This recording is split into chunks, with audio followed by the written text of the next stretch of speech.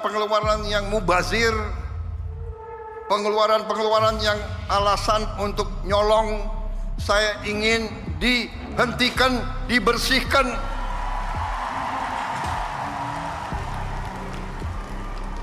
Ada yang melawan saya. Ada. Dalam birokrasi merasa sudah kebal hukum, merasa sudah menjadi raja kecil. Pemirsa, saat ini pemerintah di bawah kepemimpinan Presiden Prabowo Subianto tengah gencar melakukan efisiensi anggaran. Tujuannya ialah untuk memaksimalkan dan mengatur agar anggaran yang telah dibuat ini bisa sesuai dengan apa yang benar-benar dibutuhkan. Selain itu, program kerja yang membutuhkan anggaran yang besar ini juga menjadi pemicu diambilnya kebijakan efisiensi anggaran ini. Apakah efisiensi ini berdampak terhadap masyarakat dan juga mengapa sebetulnya akhirnya kebijakan ini diambil oleh pemerintah? Selengkapnya di Rumah Parlemen. Presiden Republik Indonesia Prabowo Subianto melalui Inpres nomor 1 tahun 2025 menargetkan efisiensi anggaran belanja negara tahun 2025 sebesar Rp306,6 triliun. Terdiri dari Rp256,1 triliun dari belanja kementerian atau lembaga dan Rp50,5 triliun dari dana transfer ke daerah. Menteri Keuangan Sri Mulyani menyebut dampak dari penghematan yang dilakukan pemerintah sebagai upaya untuk menutup celah potensi korupsi. Penghematan anggaran juga diharapkan mampu memperbaiki kualitas belanja negara, termasuk biaya operasional menteri, serta mendorong kementerian dan lembaga untuk lebih kreatif memperoleh pendapatan. Kebijakan efisiensi anggaran yang kini dilakukan pemerintah Prabowo Subianto nantinya akan dijadikan sebagai acuan untuk tahun berikutnya. Kementerian dan lembaga dituntut untuk melakukan efisiensi secara terukur sebagai bentuk budaya baru dalam pemerintahan. Jurnalis TV Parlemen Dadi Ramadan menjumpai Ahmad Najib Kodratullah, anggota Komisi 11 DPR RI, guna menanyakan perihal efisiensi yang dilakukan pemerintah dan bagaimana DPR melihat kebijakan pemerintah pusat. Jadi menurutku begini, Presiden itu memiliki tujuan yang baik. Hari ini kita seringkali mendengar tentang berita pemangkasan anggaran. Tujuan Presiden melaksanakan itu tidak lain adalah untuk upaya meningkatkan produktivitas anggaran. Yang kedua, menurutku, ini merupakan langkah strategis pemerintah menuju fiskal yang sehat. Karena kita seperti ketahui bahwa fiskal kita kondisinya agak mepet-mepet terakhir ini, dan ini perlu jalan yang cepat dan strategis. Nah, salah satunya adalah memangkas anggaran yang dianggap tidak produktif. Nah, di sisi yang lain, menurutku juga bahwa ini adalah bagian dari jangka panjang. Kalau tidak dilaksanakan dimulai dari ini, maka kemungkinan bahwa postur anggaran itu akan selalu seperti ini.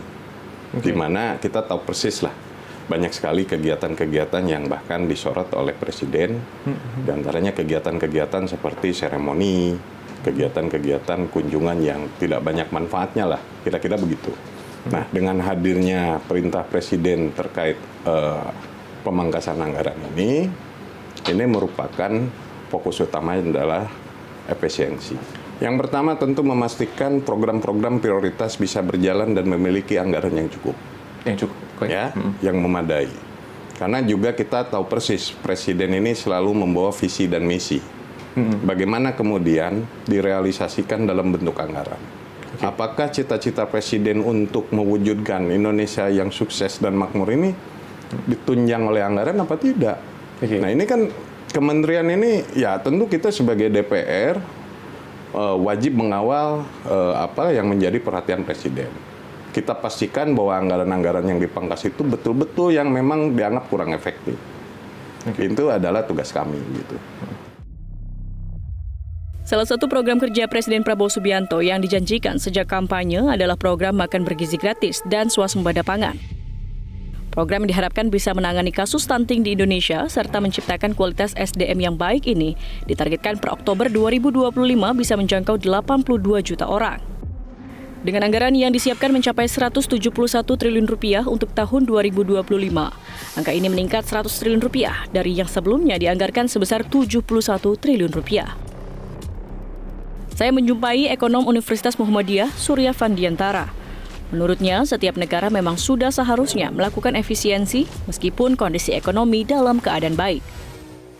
Melihat kondisi perekonomian Indonesia saat ini, yang informasinya yang kami kumpulkan ada rasio utang negara saat ini 39% dari PDB. Nah, memang secara hitung-hitungan ekonomi, apakah memang efisiensi anggaran ini memang sudah sangat harus dilakukan atau bagaimana gambarannya? Oke, jadi kita coba kembali ke teorinya dulu kayak Mbak. Apa sebenarnya yang dimaksud atau tujuan dari efisiensi? Jadi efisiensi itu kalau dalam hasanah teori ilmu ekonomi itu didefinisikan sebagai meminimalisir penggunaan sumber daya untuk memaksimalkan hasil produksi. Nah, jadi kajian mengenai efisiensi ini awalnya dari era revolusi industri dulu. Jadi dulunya orang kan bekerja manual tuh Mbak.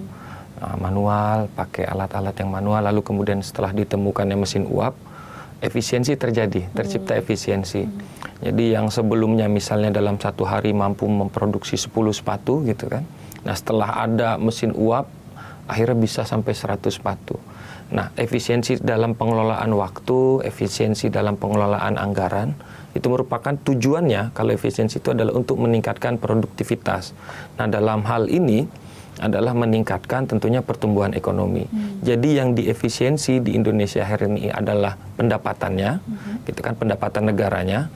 Lalu kemudian harapannya, targetnya adalah pertumbuhan ekonomi.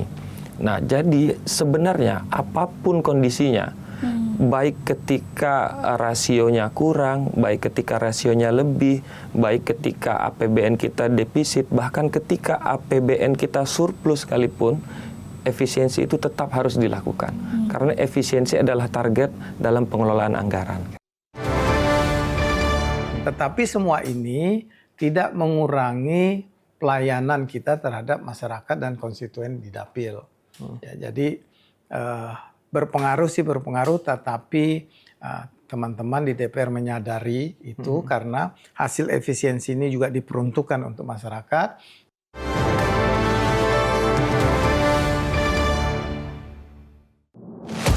Bapak Ibu ini kan orang-orang pintar setaunya saya di Kemendikbud. Ya, hakim yang memutuskan vonis bebas mereka sakit semua. Kalau memang ada yang terlibat, langsung pecat Pak, langsung beri sanksi. Usulkan. Saya sudah. Saksikan dari ruang sidang hanya di TVR Parlemen.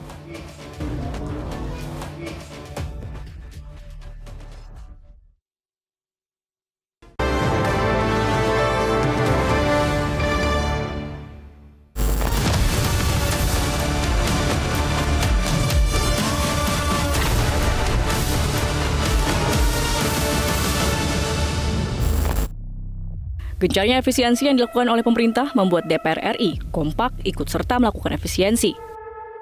Anggaran sebesar 1,3 triliun rupiah ditargetkan bisa dilakukan efisiensi oleh DPR RI.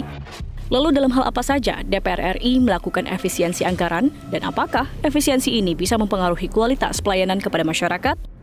Jurnalis TV Parlemen Dedi Ramadan menjumpai Adis Kadir, Wakil Ketua DPR RI bidang ekonomi dan keuangan.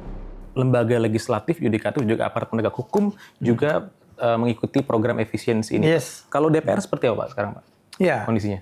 DPR kan kita mendapat efisiensi kurang lebih 1,3 triliun. 1,3 triliun. 1,3 triliun itu pemotongan dari belanja modal, sebagian besar dari kunjungan-kunjungan kerja, seremonial, dan juga forum-forum diskusi dan lain sebagainya.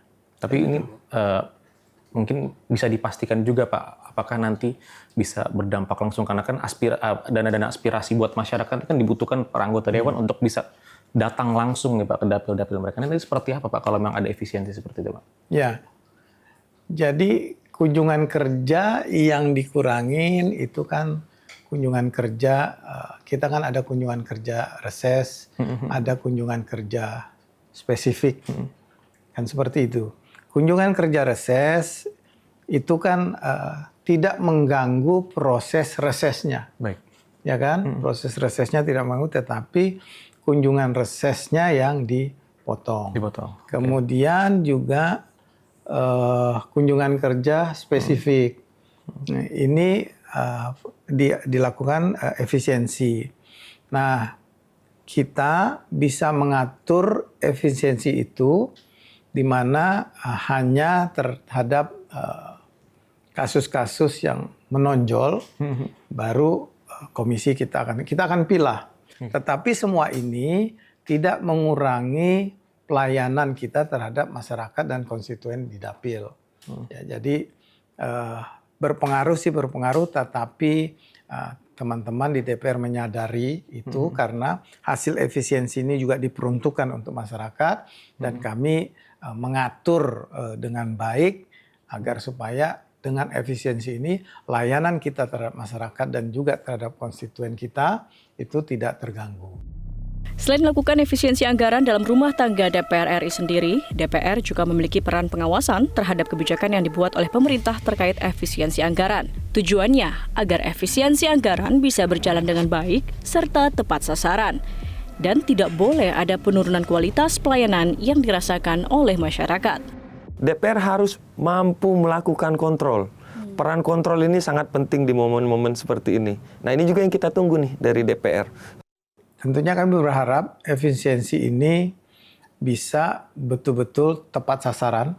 Ya, program-program yang dicanangkan Bapak Presiden terhadap efisiensi ini betul-betul nanti bisa diterapkan oleh masing-masing lembaga dan kementerian.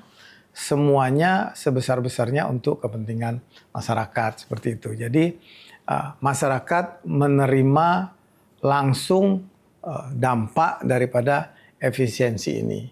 Karena tujuannya kan memang itu rakyat harus bisa menerima hasil efisiensi, kemudian rakyat tidak boleh susah, ya kan? Rakyat ke depan menurut Pak Presiden itu cita-cita beliau melalui Astacita tidak akan ada lagi masyarakat yang susah atau masyarakat yang miskin di negara kita, di negara Republik Indonesia. Jadi kami tugasnya mengawasi. Ya, kita mengawasi bagaimana kementerian dan lembaga lainnya menjalankan itu. Seperti kami juga tentunya introspeksi diri dalam melayani masyarakat dan juga keinginan-keinginan dari konstituen masyarakat yang telah memilih kami. Itu juga tentunya tidak akan kami kurangi dan kami sebagaimana maksimal kita harus bisa melayani dan menyampaikan seluruh aspirasi mereka dan juga mereka dapat menerima tepat sasaran terhadap efisiensi yang dilakukan oleh Bapak Presiden dan pemerintah. Tentunya efisiensi anggaran yang ditargetkan ini diharapkan bisa benar-benar bermanfaat untuk masyarakat. Meski ada pemangkasan, pelayanan publik tetap harus dijaga dan tidak boleh menurun kualitasnya. Selain itu, DPR RI diharapkan terus mengawal agar implementasi dari efisiensi anggaran ini bisa berjalan dengan baik dan sesuai dengan yang diharapkan. Saya Gadis Bianca, kita berjumpa lagi di Rumah Parlemen berikut.